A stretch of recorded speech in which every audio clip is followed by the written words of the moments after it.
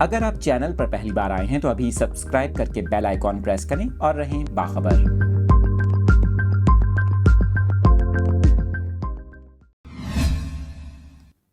اس اہم خبر کی تفصیلات اپنے ناظرین کے ساتھ شیئر کر رہے ہیں۔ ملک کے مختلف علاقوں میں بجلی کی غیر اعلانیہ لوڈ شیڈنگ کا سلسلہ جاری ہے۔ بجلی کا بحران شدید ہو گیا۔ ہر 1 گھنٹے بعد بجلی کی غیر اعلانیہ بندش کی وجہ بھی سامنے آ گئی۔ NTDC ذرائع کے مطابق لیسکو سمیت تمام ڈسکوز میں غیر اعلانیہ لوڈ شیڈنگ گھنٹوں تک پھیل گئی۔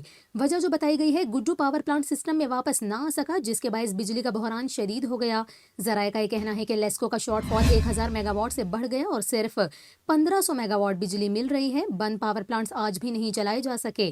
اس کے ساتھ ساتھ بتایا گیا ہے کہ شدید دھند کے باعث بجلی کی ترسیل کا نظام ایک بار پھر متاثر ہوا۔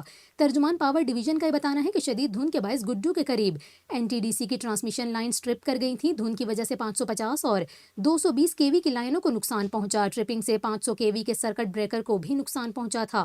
آپ کو بتائیں، سندھ کے بیشتر علاقوں میں بجلی اور مواصلاتی نظام متاثر ہونے سے سیپکو ریجن کے 300 سے زائد فیڈرز ٹرپ کر گئے، جس کے باعث خیرپور، سکھر، روہڑی، پنو آکل اور نوشہر و فیروز سمیت دیگر علاقوں میں بجلی کی سپلائی معطل ہو گئی۔ ترجمان پاور ڈویژن کا اس حوالے سے بتانا ہے کہ گڈو سوئچ یارڈ کے سرکٹ بریکر کو پہنچنے والے نقصانات کی تحقیقات کی جا رہی ہیں۔